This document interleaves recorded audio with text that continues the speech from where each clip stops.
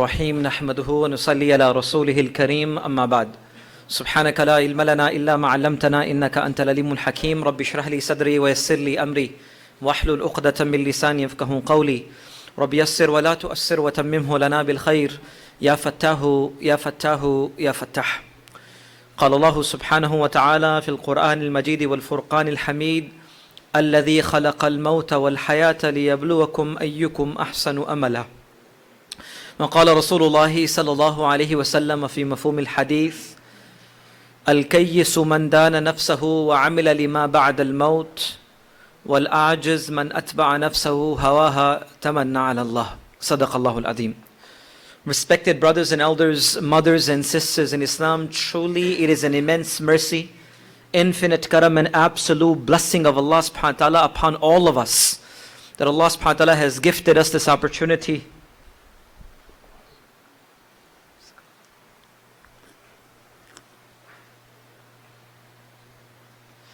Allah subhanahu wa ta'ala has provided for us this blessing, this opportunity.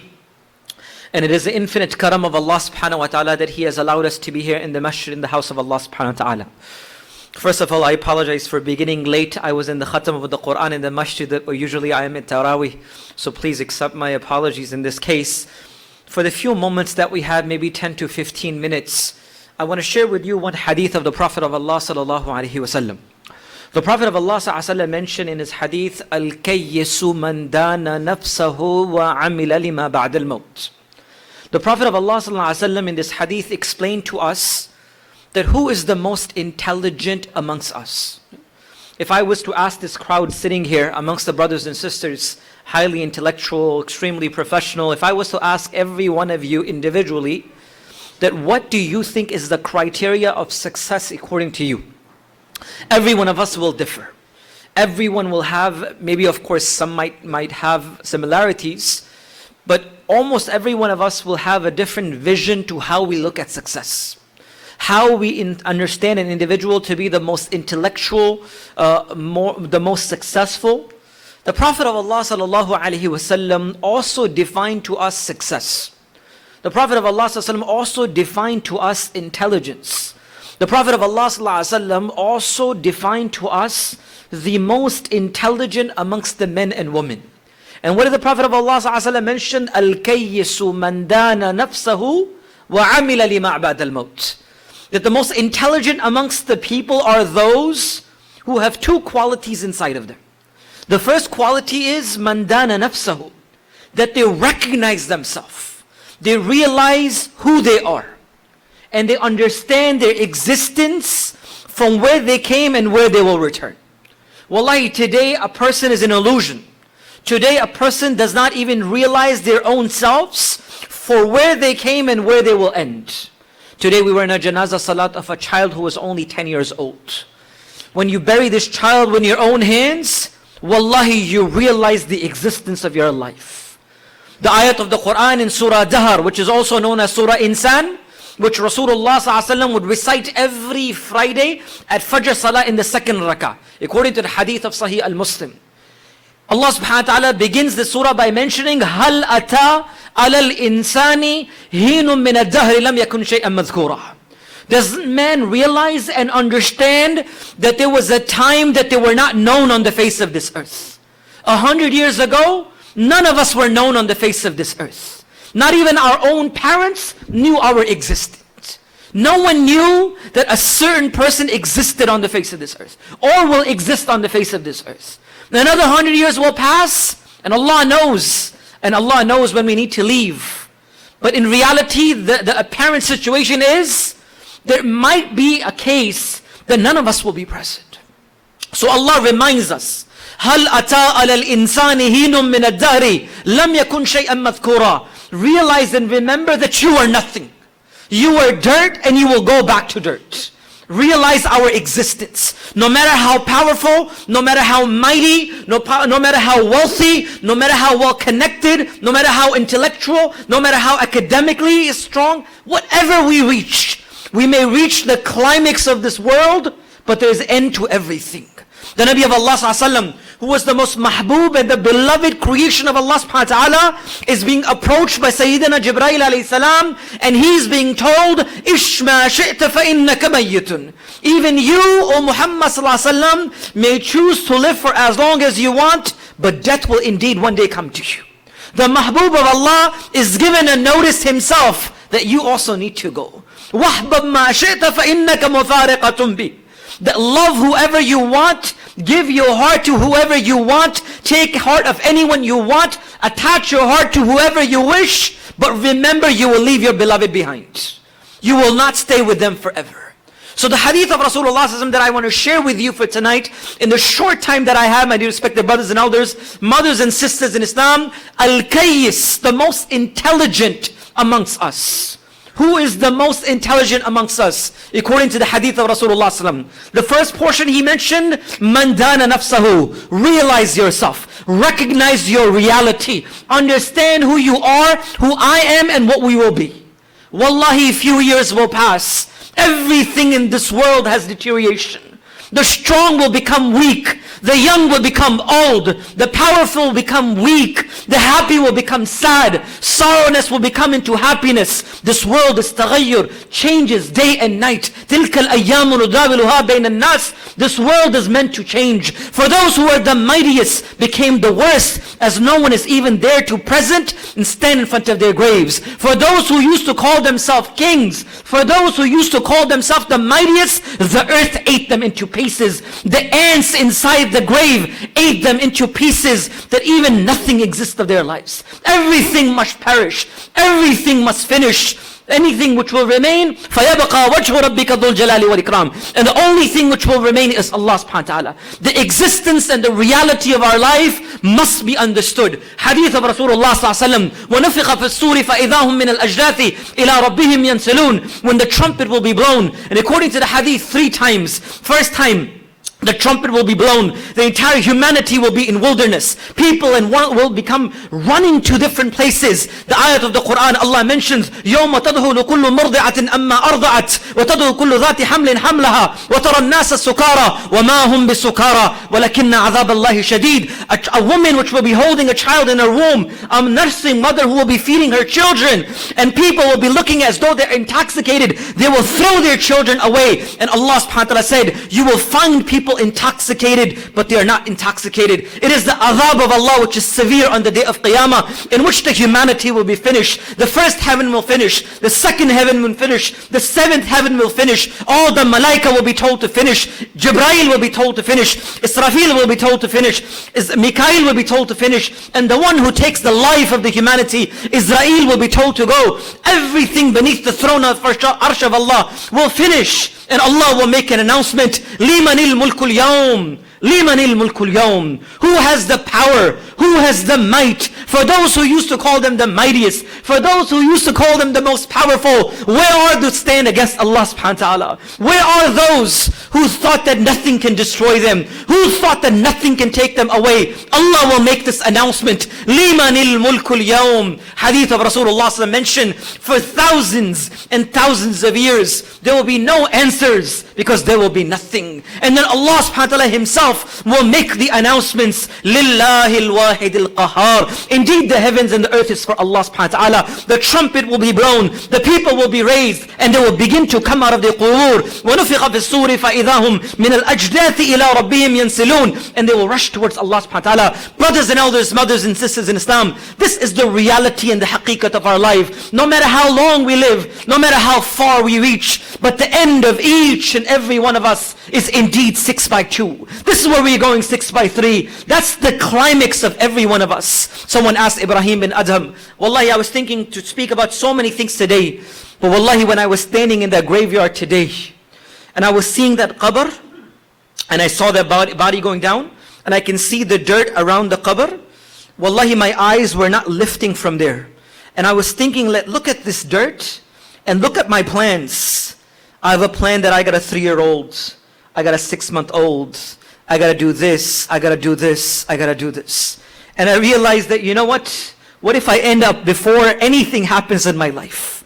realize the existence of your life. The first thing Rasulullah ﷺ mentioned, the science of intellect, the science of intelligence, the science of success in our life is to realize ourselves. The biggest thing that this ummah loses today as humanity and human beings in general, that we have lost the capacity of thinking that where I came from and where I will go. As though that we are intoxicated. Ye dunya madhosh kar diya. Today we have intoxicated ourselves with dunya so much that we forget the reality that we need to leave this world. So Rasulullah ﷺ mentioned, Al-Kayyisu man dana nafsahu wa amila lima ba'd al-maut. And second condition of an intelligent man is that you will see this person engage in the pursuits of the life of akhirah. They will make the life of akhirah the house of their lives. They will not attach their hearts to this dunya. Rasulullah ﷺ mentioned, حُبُّ الدُّنْيَا رَأْسُ كُلِّ خَطِيَّةٍ. Hadith of my Nabi Muhammad ﷺ. Wallahi, these are not my words. These are the words of Sadiq wal Masduq, the most truthful Rasulullah ﷺ. He is saying that the root of every single evil, is the love of this dunya. The Nabi of Allah ﷺ one day is walking in the streets of Medina. He passes by one of the gardens. He finds old dates. He picks them up. He begins to clean. He begins to eat. He says, "Oh Abdullah, why don't you eat?" Abdullah bin Umar was a young man. He said, "Oh Prophet of Allah, these are old dates. Who would prefer to eat old dates?" The Nabi of Allah ﷺ said, "Oh Abdullah, why shouldn't I eat? For 3 days has passed, nothing has entered the stomach of Muhammad ﷺ." He knew the reality of this life. He knew the focus of akhirah. What is the climax of my life? Allah's qasam, today have we thought that the success of dunya is with mal and things? If this was the success, may Allah forgive, then what would we call our Nabi of Rasulullah ﷺ? What would we call his life? The life of Rasulullah ﷺ, in which Aisha radiallahu anha mentions, never for 2 days straight my Nabi ever ate with a full stomach. Entire life, 2 days straight, he never ate with a full stomach.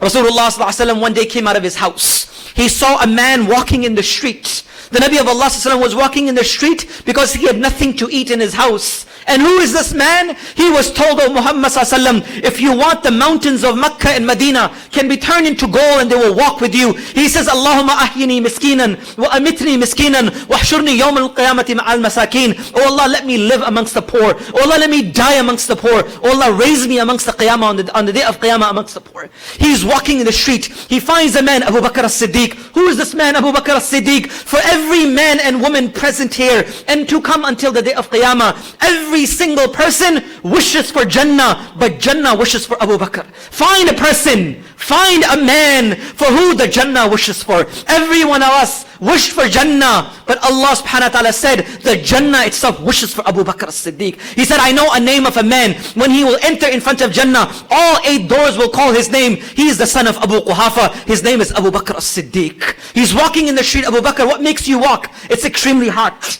I have nothing to eat, Ya Rasulullah. I have nothing to eat." He walks further and he sees a man. He's Umar bin Khattab. Who is Umar bin Khattab? "Law kana ba'da nabiyyin lakana Umar." If there was a prophet after me, it would have been Umar bin Khattab. The path that Umar bin Khattab trends, even the shaitan is afraid of the shadow of Umar bin Khattab. When he will be placed in his qabr, rather than the angels asking him the questions, he will answer and ask the angels the question. He is that man. For Rasulullah ﷺ mentioned that Allah will spread deen because of Umar to an extent that no one will ever spread. And so many things Rasulullah ﷺ mentioned. "Oh Umar, what are you doing outside?" "Ya Rasulullah, nothing to eat in my house." All 3 men walk inside a house of a man known as Abu Ayyub al-Ansari radiallahu anh. His house was situated, for those brothers and sisters who have gone to Medina, may Allah take us again and again to Haramain with ease and comfort. When you come out of the Rawdah of Rasulullah ﷺ with salam, as soon as you enter, as soon as you leave the salam and you leave the Babu Salam, you see Jannatul Baqi in front of you, Baqi al-Gharqat. On your right side, right when you leave that door, was the house of Abu Ayyub al-Ansari radiallahu anh. He walks inside. He says, "Is Abu Ayyub al-Ansari at home?" The wife says, "No, he's not home. He has gone to the garden to pick some dates." Rasulullah ﷺ is about to leave. All of a sudden Abu Ayyub al-Ansari comes. He says, "Marhaban bi Nabi ana wa man ma'ahu." I welcome the Nabi of Allah and his friends. Please come, please come. Sit down, O Nabi of Allah, you are my guest. I will go and I will sacrifice a goat for you. My wife will make the bread so you can eat. The Nabi of Allah ﷺ sits, he brings the dates, they begin to eat the dates. The animal is sacrificed, the meat is cooked, the bread is kneaded, the bread is made, the food is presented. He's about to eat, he takes a piece of bread, he takes a piece of meat, he folds it, he hands it over to Abu Ayyub al-Ansari, and he says, "Oh Abu Ayyub, go and give this to my daughter Fatima. For 3 days she has not eaten anything."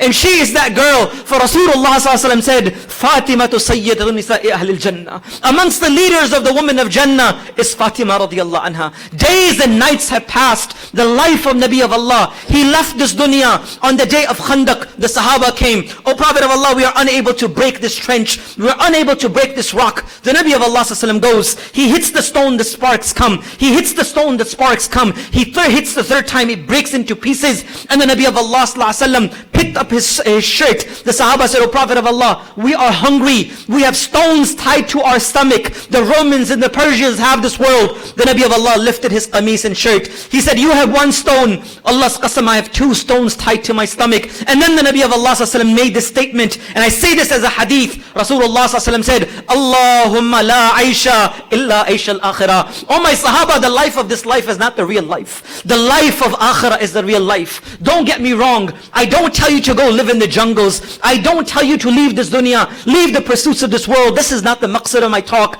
But I want you to realize on this Mubarak and this blessed night, on the 27th night of Ramadan, my brothers and elders, reflect upon the words of Rasulullah ﷺ. I don't have eloquence. I don't have words. I don't have knowledge to express myself. But I give you this humble thought that realize the words of Rasulullah ﷺ. What we have considered success and what our Habib has considered success. For what we have considered success in our lives. For what we think is the most successful man. But the Nabi of Allah ﷺ has mentioned, Al-Kayyisu man dana nafsahu wa amila lima ba'da al-maut. The one who recognizes himself, the ones who realize the reality of their lives, and the one who prepares and does the amal of akhirah. I humbly ask you, I humbly request you, I think I have 4 more minutes left. I ask that this is this Mubarak night. This is the night to ask Allah for our needs and necessities. Wallahi, our hands will become tired. Our tongues will become tired. Our words will finish. But the treasures of Allah will never finish. It is us that we don't know how to ask. It is us that we are not devoted. Allah is ready to give. Allah is ready to grant. Inna awwalakum wa akhirakum wa insakum wa jinnakum. If the first of you and the last of you, the humans of you and the jinns of you, from the beginning of Adam till the last person to come, all of them were together in one field. Ask Allah for your needs and necessities. Allah will fulfill this. Double the amount. Hadith of the Prophet ﷺ, not even this much will empty as you drop a pin in an ocean in the treasures of Allah subhanahu wa ta'ala. Nothing can finish the treasures of Allah. It is us that we do not know how to ask Allah. This is the night that we do not leave the court of Allah until we are granted. We ask for our du'as. I ask you to beg for your du'as. Don't ask for your du'a. Don't read your du'as. Beg your du'as. Do not leave the court of Allah until you are granted what you are looking for. As hadith of Rasulullah ﷺ said, when 2 hands are raised in front of Allah, Allah subhanahu wa ta'ala feels shy to return it empty-handed. It is us that we do not know how to ask Allah. Allah knows and Allah wants to give. Allah wants to provide. And this is the night where the rahmah, the mercy, the blessing of Allah subhanahu wa ta'ala descends upon each and every one of us. Let's do not lose the opportunity. Last and final request that I will make, that in this noble month of Ramadan, Allah allowed us to attach ourselves, our hearts, our families, our children, ourselves to the masjid. It is my humble request. I beg you for the sake of Allah, for the rest of your lives, please attach yourself to this masjid. Or any masjid it is.